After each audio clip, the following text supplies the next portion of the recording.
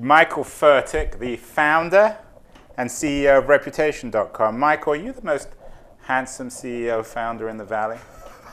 You must be the most handsome interviewer in all of San Francisco. Well, two very handsome men together intimately in the TechCrunch studio. Michael, Reputation.com is one of the big stories now in our new reputation economy. When and how did you found the company?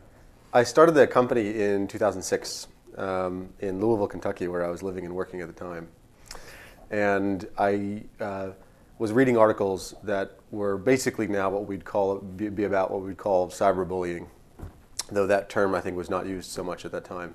And I thought there was something wrong in the state of Denmark, that in a blink of an eye somebody could just tattoo you forever in a way that was unfair or inaccurate or libelous.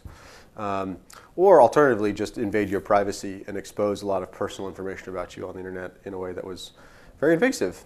And I realized that the entire kind of momentum of the internet was facilitating that, and that there was virtually no, if any, infrastructure that would be countervailing as a force to that momentum.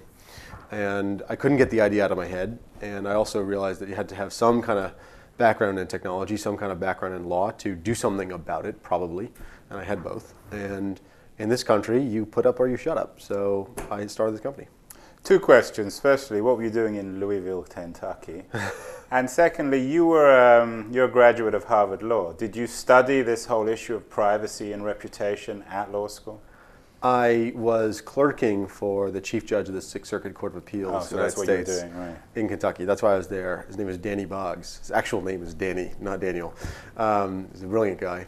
And actually, some of your viewers might like knowing that, just a tidbit of the internet, in order to apply for the clerkship at his chambers, very famously in the law community, you have to take a quiz of general knowledge, which is extremely humiliating to take because it's very hard.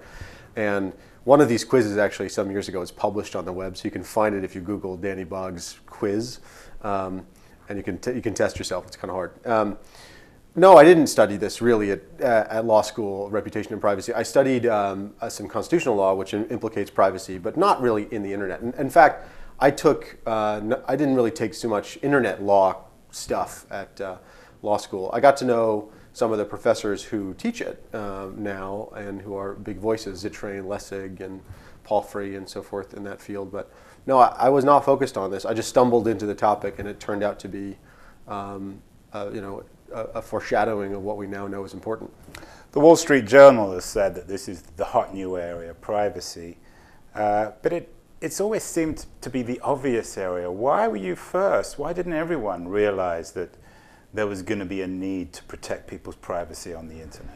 Well, I think there has been a low-level anxiety about privacy for a long time when it comes to the internet. It has been surging in prominence recently because the invasion has become more obvious and the consequences are now becoming more obvious. So just a few days ago, the FTC approved the launch of a company that is doing manual searches for social media information about you and is going to be using that information for background checks for Which companies. Company is that? It's called Social Intelligence. And there are a lot of companies that are lining up to try to do that.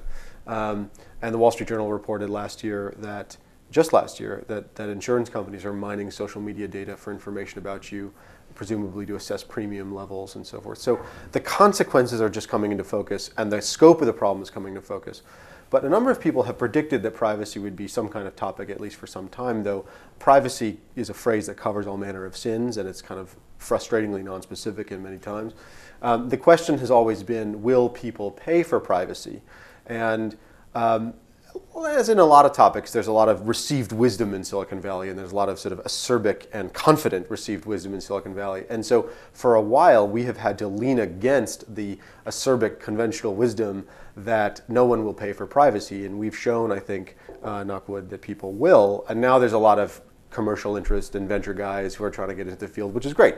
Because in order to make this work, we need a full-on ecosystem of smart people building interesting products and interesting companies to lean against the entire infrastructure of the internet, which is essentially about getting people to use something free, collecting data about them, and then selling the data, right? If you look at the internet, right, 90% of the wealth that's been created, if you set aside the ISPs and the hardware companies, is advertising, which again is based on getting people to use something free, collecting the data, and selling it. Nothing wrong with that per se, but that infrastructure is very mature when it comes to investing in companies, building data, buying data, collecting data, selling data. So there's a whole ecosystem that's very mature that way.